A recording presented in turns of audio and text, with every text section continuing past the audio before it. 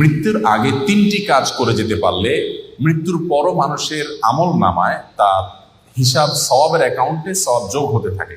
তিনটি আমল নবী করিম সাল্লাল্লাহু আলাইহি ওয়াসাল্লাম বলেছেন, ইদা মাতাল ইনসান, মানুষ যখন মারা যায়, ইনকাতা আনহু আমালুহু, তার সমস্ত আমলের দুয়ার বন্ধ হয়ে যায়, ইল্লা মিন সালাস, তবে তিনটা আমলের দুয়ার মানুষ মারা গেলেও বন্ধ হয় না।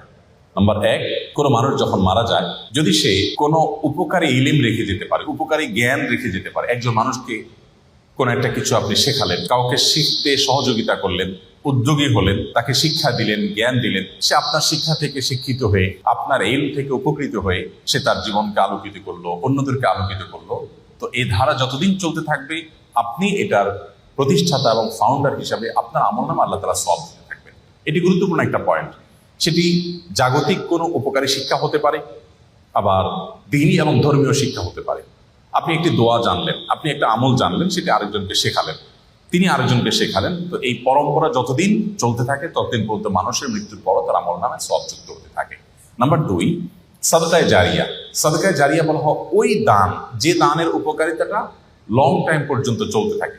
আমরা সাধারণত ওয়ান টাইম দানে বা এককালীন দানে অভ্যস্ত, অথচ দানের জন্য আমাদের সবচেয়ে বেশি লক্ষ্য রাখা উচিত কোন দানটা সবচেয়ে বেশি লাস্টিং করবে, অর্থাৎ যেটার উপকারিতা দীর্ঘমেয়াদে থাকবে।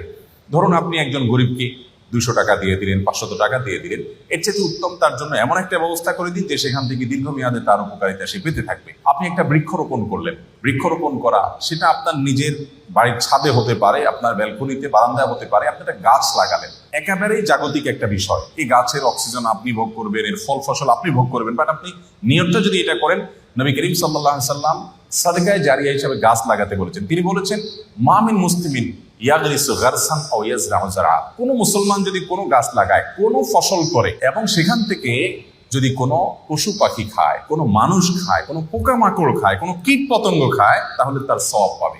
এটি সাদকায়ে জারিয়া, যে আমি মরে যাব কিন্তু আমার গাছের এই সওয়াব আমার আমলনামায় যুক্ত হতে থাকবে। আমি যদি 2-4-10,000 গাছ লাগিয়ে যেতে পারি, 200-400 গাছ লাগিয়ে যেতে পারি, তাহলে সেখান থেকে কিছু গাছও যদি টিকে যায়, এবং যতদিন টিকবে মানুষ অক্সিজেন পাবে, ছায়া পাবে, ফসল পাবে, ফল পাবে, মানুষের মৃত্যুর পর এই আমলটার সওয়াব যেতে থাকবে। তো এই সাদকায়ে জারিয়া, আমি একটা মসজিদ করলাম, একটা মাদ্রাসা করলাম, একটা স্কুল করে দিলাম, আমি একটা হাসপাতাল করে দিলাম, অথবা এত বড় লেভেলে করতে পারছি না, আমি যতটুকু পারি ততটুকু করলাম, তো এটা আমার মৃত্যু পরবর্তী জীবনে অনেক বেশি উপকার আনবে।